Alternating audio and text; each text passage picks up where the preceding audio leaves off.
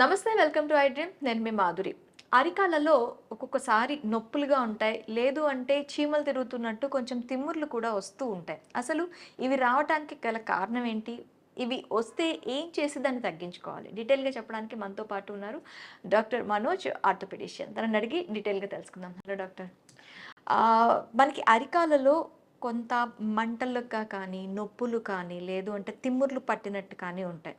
దీనికి కారణం ఏంటంటారు? యూజువల్‌గా అరికాళ్ళలో తిమ్మిర్లు స్టార్ట్ అవుతున్నాయంటే మొట్టమొదట యూజువల్‌గా మేము చూసేది ఏంటంటే డయాబెటిస్ ఉందా లేదా?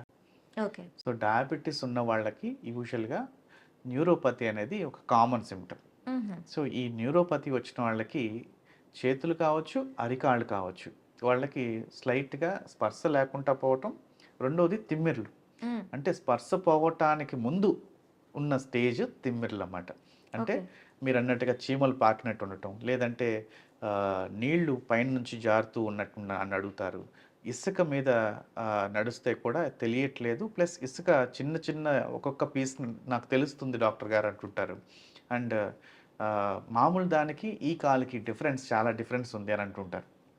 సో, ఈ అరికాళ్ళలో తిమ్మిర్లు రావటానికి గల కారణం యూజువల్‌గా ఈ నరాలనేటివి న్యూరోపతి అనే కారణం. అంటే హ్మ్. మామూలుగా నరాల మీద ఉన్న ఒక మైలిన్ షీత్ అనేది ఉంటుంది.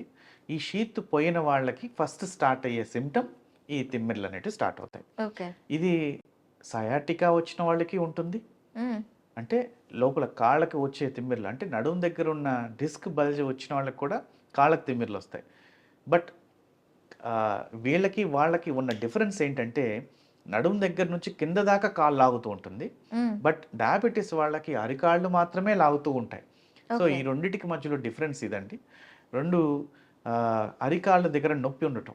హ్మ్. అంటే చాలామంది వుమెన్ పొద్దునే లేచి ఒక స్కూల్ పిల్లలకి క్యారేజ్ కట్టేటప్పుడు కావచ్చు, లేదంటే ఆఫీస్‌కి బ్యాగ్ కట్టేటప్పుడు ఫస్ట్ వాళ్ళు లేచి మొదటి అడుగు పెట్టగానే చాలా నొప్పితో బాధపడుతుంటారు. చాలామంది కన్నీళ్ళు పెట్టుకుంటూ ఉంటారు. ఒక 8-10 సెకండ్లు అలా పెయిన్ చాలా ఎక్కువగా అంటే 2 అడుగులు వేస్తే నొప్పి. దాని తర్వాత చాలా వరకు మళ్ళీ ఫ్రీ అయిపోయింది. మళ్ళీ ఎక్కడైనా కూర్చొని లేచారంటే మళ్ళీ ప్రాణం పోతుంది డాక్టర్ గారు. నా వల్ల కావట్లేదు ఇది చేయటం. ఇది ఎక్కడి నుంచి వచ్చిందో తెలియదు. కింద ఒక గ్లాస్ పీస్‌ని దాని మీద కాలు పెట్టి గుచ్చుకున్నట్టుగా ఫీలింగ్ అవుతుందని అంటారు. దీన్ని హీల్ పెయిన్ అంటారు చాలామందికి. హ్మ్. సో, హీల్ పెయిన్ అనేది యూజువల్‌గా కాల్కేనియం దగ్గర ఉన్న ఒక ప్లాంటార్ ఫేషియా అని ఒకటుంటుంది. ఆ ఫేషియా అనేది స్ట్రెచ్ అయ్యి చిరగటం వల్ల వచ్చే బాధ ఇది. ఓకే.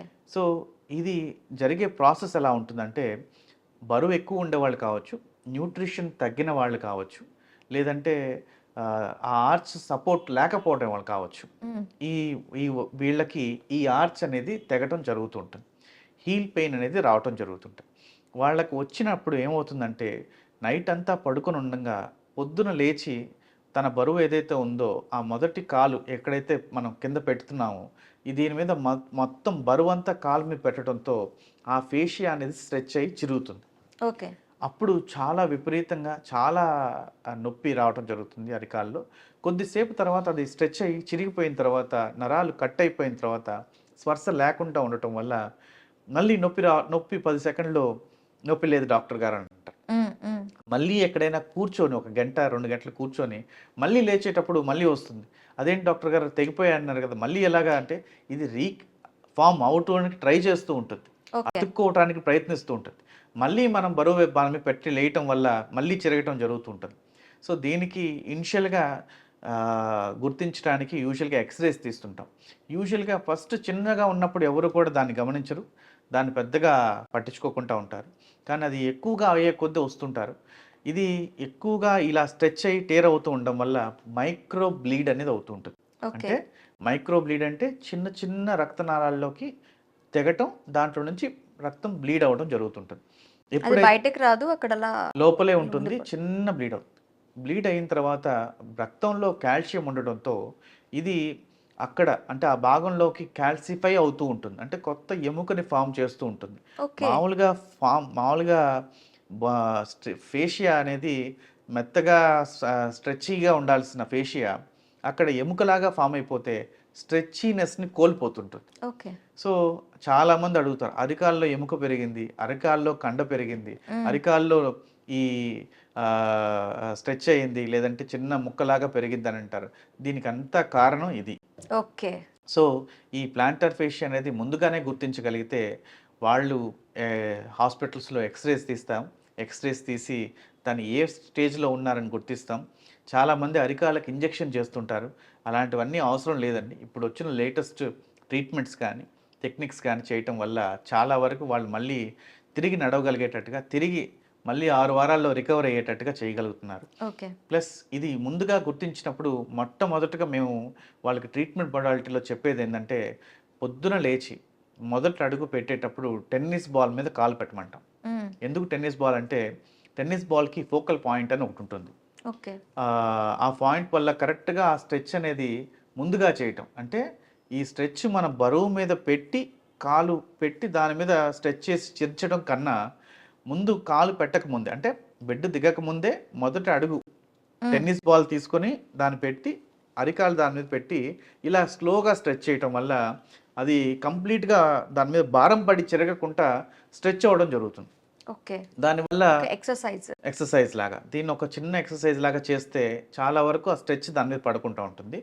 రెండో అడుగు, మొదటి అడుగు టెన్నిస్ బాల్ మీద పెట్టారు కదా, మరి రెండో అడుగు దేని మీద పెట్టాలి? మొదటి అడుగు అని చెప్పినప్పుడు రెండో అడుగు ఉంటుంది ఖచ్చితంగా. సో ఆ రెండో అడుగు దేని మీద పెట్టాలంటే ఆర్చ్ సపోర్ట్ ఉన్న చెప్పల్స్ మీద తీసుకోవాలి. అది ఇంట్లో కావచ్చు, బయట కావచ్చు. మీకు ఈ ఆర్చ్ సపోర్ట్ లేకపోవటం వల్లే ఇది చిరుగుతూ ఉంది. ఈ ఆర్చ్ సపోర్ట్ అనేది, మీ ఆర్చ్ సపోర్ట్ అనేది అంటే మీకు వేరేగా ఉండొచ్చు, నాకు వేరేగా ఉండొచ్చు. మీకు 8 mm ఉండొచ్చు ఆర్చ్ సపోర్ట్, నాకు 9 mm ఉండొచ్చు.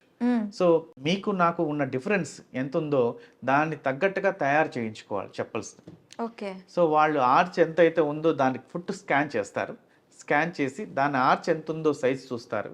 దానికి తగ్గట్టుగా చెప్పులు తయారు చేసిస్తారు. దీనివల్ల వాళ్ళకి ఎప్పటికీ కూడా లైఫ్ లాంగ్ ఆ ఆర్చ్ సపోర్ట్ అనేది ఉంటుంది. మళ్ళీ ఈ అరికాల నొప్పి అనేది లేకుండా ఉంటారు.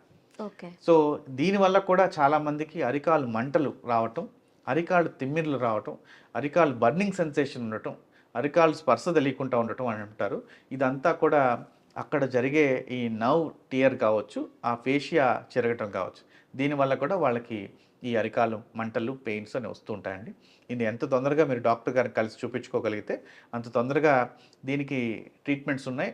మళ్ళీ లైఫ్ లాంగ్ ఇలాంటి ప్రాబ్లమ్స్ అనేటివి చూడకుండా ఉంటాం. Okay doctor. Thank you very much.